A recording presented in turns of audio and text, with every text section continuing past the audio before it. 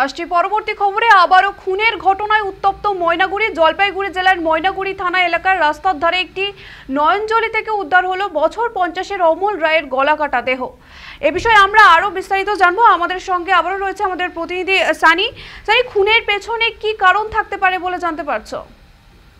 একদমই পায়েল, দেখো জলপাইগুড়ি জেলার ময়নাগুড়ি কিন্তু বরাবরই কিন্তু একেবারে সংবাদ শিরোনামে উঠে আসছে, কেননা গত কয়েক বছর ধরে কিন্তু ময়নাগুড়ি থানার অন্তর্গত এই বিভিন্ন এলাকা থেকে কিন্তু বারবার খুনের মতো ঘটনা উঠে আসছে। যেমন তোমাকে জানিয়ে রাখি যে বেশ কয়েক বছর হয়ে গেল রীতিমতো কিন্তু মা ও ছেলের একেবারে মৃতদেহ পাওয়া গিয়েছিল, তার কিন্তু এখনো সঠিক তদন্ত উঠে আসেনি। তারপরেই কিন্তু ময়নাগুড়ির যে বার্নি সংলগ্ন এলাকা সেখান থেকেও কিন্তু যেমন খুনের ঘটনা উঠে এলো। একদম বাড়িতে রীতিমতো মার্ডার করে তারপরে সে পুঁতে দেওয়া হয়েছিল বাড়ির ভিতরে শরীর।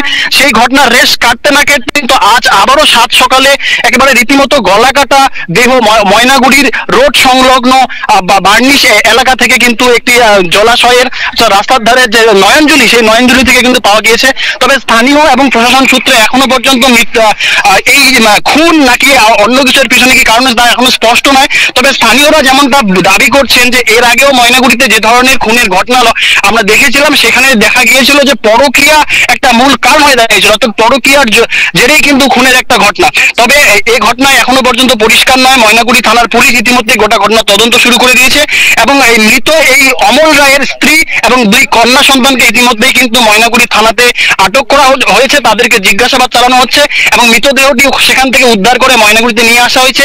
তা ময়না তদন্তের পরেই কিন্তু রিপোর্ট আসবে বলে পুলিশ সূত্রে জানা যাচ্ছে। তবে গোটা ঘটনা নিয়ে গোটা ময়নাগুড়িবাসী যেমন একদিকে আতঙ্ক রয়েছে এবং পাশাপাশি বারবার এই খুনের ঘটনা ময়নাগুড়িতে ঘটে যাচ্ছে, সে জায়গায় দাঁড়িয়ে ময়নাগুড়ি পুলিশ প্রশাসনের বিরুদ্ধেও কিন্তু ক্ষোভ উগড়ে দিচ্ছে গ্রামবাসীরা।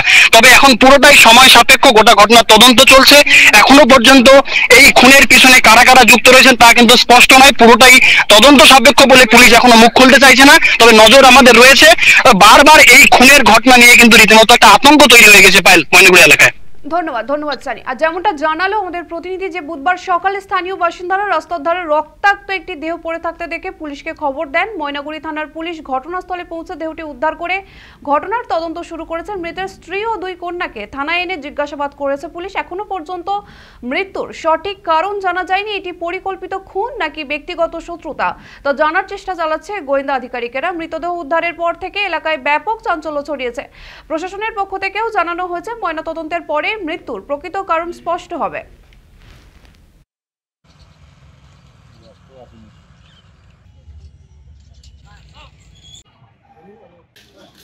ঘটনাটা তো সম্ভবত রাত্রেবেলা হয়েছে। যারা সকালবেলা খুব ভোরে যারা হাঁটতে আসে এই রাস্তা দিয়ে সকালে, তারাই প্রথমে জানতে পারে। তারপর অনেক লোক আসে, পুলিশ আসে, তারপর ডেড বডি নিয়ে গেছে।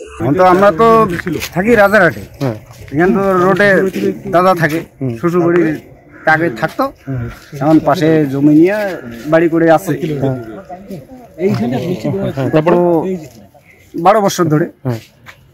এখন আজকে হঠাৎ সকালবেলা 8টার দিকে বাড়িতে ফোন করলো, মানে পাড়া প্রতিবেশী এখানকার লোক আর কি, কম বেশি চেনে, যেরকম তোমার দাদা এখন ভাইয়ের সঙ্গে আপনার যে ভাইয়ের বউ, তার সম্পর্ক কেমন ছিল? সম্পর্কটা সঠিক ভালো ছিল।